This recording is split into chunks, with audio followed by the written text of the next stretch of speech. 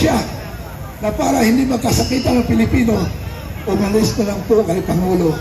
Dahil patuloy na ito, hindi natitigil ang pagsisigaw ng taong bayan. Maraming salamat! Mabuhay Edgar! Mabuhay Edgar! Okay, salamat. Maraming salamat. Palakpakan po natin ang Filipino Guerrilla Forces! Ay, grabe ha.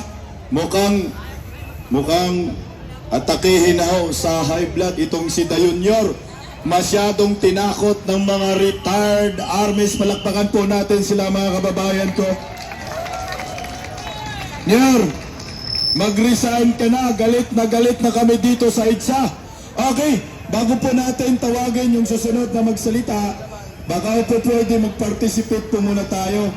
Ang sagot lang ho ninyo, sasasabihin ko ay mabuhay. Pwede lang po sa inyo? Mabuhay lang po, mabuhay. Okay? Nagsalita po ako. May mabitawan akong salita, mabuhay ang sagot. Tama? Pilipinas! Duterte! Inday Sara! Ito naman, mamatay.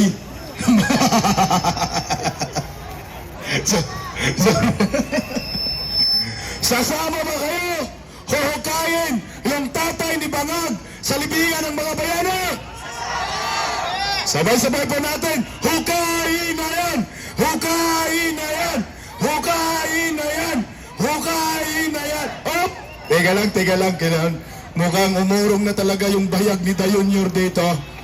Ang sabi kasi ni BBM, papalagan daw niya si Vice President Inday Sara Duterte. Pero ang sagot naman ni Vice President Inday Sara, papalag din si Vice President Inday Sara Duterte. Anong nangyari, Nyor? Mukhang umurong yung bayag mo. Tandaan mo, Nyor, yung sinabi mong papalagan ay nanggagaling sa Mindanao. Hindi ho yan iiwanan ng mga taga Mindanao at ng mga kapatid nating mga Muslim. Tama ba? Kaya nga nandito ngayon majority ay mga kapatid nating mga Muslim.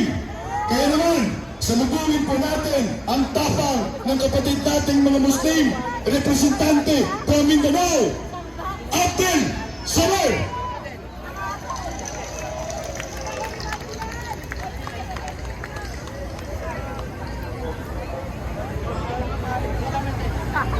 A'udzubillahi minasyaitonirrajim. Bismillahirrahmanirrahim. Assalamualaikum warahmatullahi ta'ala wabarakatuh. Meron po ba mga Muslim dito? Itaas ang kamay. Mabuhay! Ano yung tinuro kanina? Gumawa tayo ng ating sarili ating Duterte! Duterte! Duterte! Huwag po kayong matakot. Lahat po na naririto ngayon ay lahat kakampi. Duterte! Alam niyo mga kababayan, hindi po ako pupunta sa mga rally ngayon lang. Kaya umihingi po ako sa inyo ng tawad na ako'y narito ngayon sa harapan. First time. Pero first time nitong lumaki na ako. Naalala ko, sinama po ako noon ng tatay at nanay ko sa Luneta. Pero maliit pa ako noon, 6 years old pa lang po ako noon. Ngayon wala na po yung mga magulang ko. Ako narito ngayon at hindi ko rin akalain na ako'y pagsasalitain. Sana po may share ko sa inyo ang mula sa aking puso. Gabayan po sana ako ni Allah na maipahayag ko ang saloobin ng mga Muslim. Kami po ng mga taga Mindanao, partikular sa Marawi City. May mga hinain po kami dahil nung panahon po ni Presidente Duterte ay kami mga Muslim ay nakakalapit po sa kanya. Madali lang po kami makalapit sa kanya para humingi ng tulong para masabi namin ang aming mga saloobin. Pero ngayon, sa panahon ni BBM, Hindi o nahihirapan na po kami mga ordinaryong mamamayan na makalapit sa kanya. Sana po ay gabayan ng Panginoon ang ating presidente. Natuparin niya ang kanyang mga pangako sa lahat ng Pilipino. Sangayon po ba kayo? Tayo po ay naririto para suportahan ang ating Vice Presidente na si Sara Duterte. Tayo po ay naririto upang maipahayag natin ang ating mga saloobin.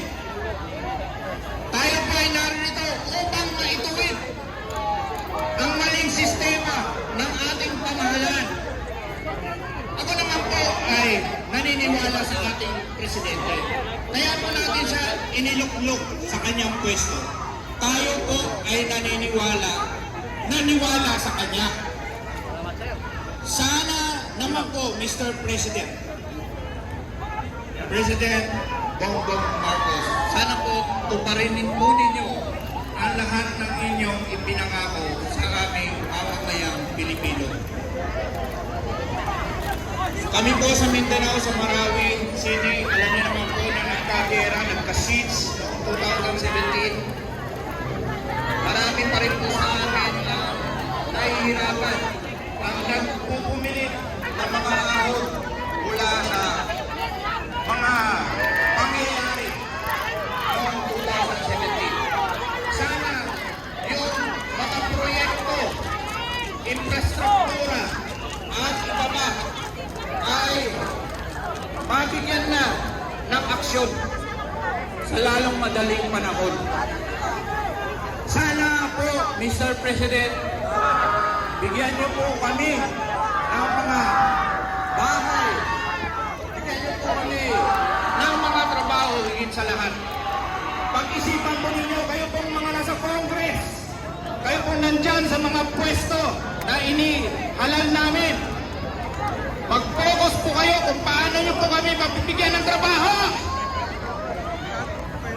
Mag-focus po kayo na paano po gumanda ang buhay ng bawat Pilipino. Hindi yung puro na lang kayo dyan dakdak. Puro na lang kayo dyan paniniya sa kapwa. Maging matapang kayo, mga congressman. Alam ko na marami sa inyo nagkukunwari lang. Ang totoo naman talaga, Duterte ang gusto nyo. Yun ang totoo. Pero takot po kayo. Totoo po yan, kababayan, di ba? Takot po sila. Marami sa kanila ayaw magsalita dahil natatakot. Hindi po pwedeng ganyan. Hindi po pwedeng ganyan ang leader. Ang tunay na leader kailangan matapang. Ang tunay na Pilipino ay may dugong matapang. Lumaban tayo ng panahon ng mga Kastila, ng panahon ng mga Hapon, ng panahon ng mga Amerikano. Pero kayong mga nandyan, ano pang inaalala ninyo? Isipin nyo, kami mga mamamayang Pilipino, kami mga nahirapan. Kami mga naririto ngayon na nagsasakripisyo para gumanda ang buhay namin. Tatanungin ko po, mga congressman na nakikinig, mga senador, mga nasa pwesto ngayon, alam ko po na marami sa inyo ang nakikinig. Tatanungin po natin ang ating mga kapwa Pilipino.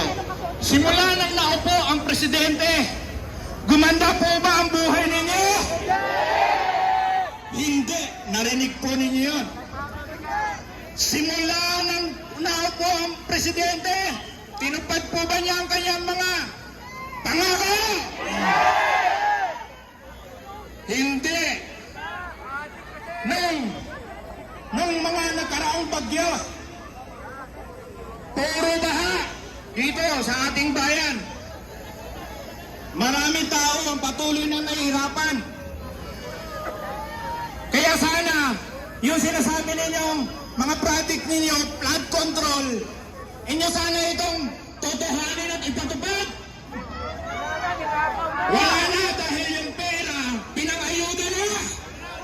ubos na. Kung saan-saan na kinuha, nagbenta pa po ng ginto. Totoo man po yun o hindi, pero maraming naniniwala na totoo po yun. Mga kababayan, sana po ay ang ating pagparito ngayon ay maging mapayapa lamang. Ako po ay napakinggan ko po yung mga pinagsasabi ng ating mga previous speakers. Pero hindi po ako naniniwala sa dahas. Ako po ay may pinag-aralan. Nag-aaral po ako sa universidad. Kailangan po ipakita natin, i-show natin ang ating Puno na pinag-aralan. ang kalsada, guys. At hindi na halos hindi na nga makapasok ang sasakyan. Walang dahas. Ito yung tinatawag na principle of non-violence. Ako po ay naaawa sa inyong lahat. Kailan pa po tayo nagsimula rito? Sa ngayon, ang nakikinig-init ako, medyo okay na itong ating presidente. Ay, may lakad kami bukas Ang eh. tingin ko naman talaga Kaya, sa kanya, hindi kaya nag-end siya na ako ng aking live. bad. Maaaring totoo ang inyong mga pinagsasabi tungkol sa kanya, pero para sa akin, Dahil Ay, yan, may likas naman siyang kabutihan. Hindi po siya kagaya ng kanyang ama na naging Diwata Vlogger. diktator at mapangha sa kanyang ibang ways. Pero ang ating presidente, ako po'y naniniwala sa kanya na kaya po niyang pabutiin ang ating bansang Pilipinas. Pero dahil kung hindi naman po siya, Lakad kami. Kung Vendors. wala nang ibang leader, ang tanging makakapalit sa kanya o ang makakapagpatupad ng kanyang mga pinangako at magpapatuloy ng legasiya ng mga Duterte ay walang iba kundi si Sara Duterte. Kaya atin pong isigaw ng paulit-ulit, Panga. Duterte! Ano ba yun? Duterte! Duterte! Sa Pampanga. At bago ko po tapusin ang aking speech, pakinggan niyo po itong kwenta ko sa inyo, maiksi lamang po ito. Gusto ko lamang po ituloy yung principle of non-violence.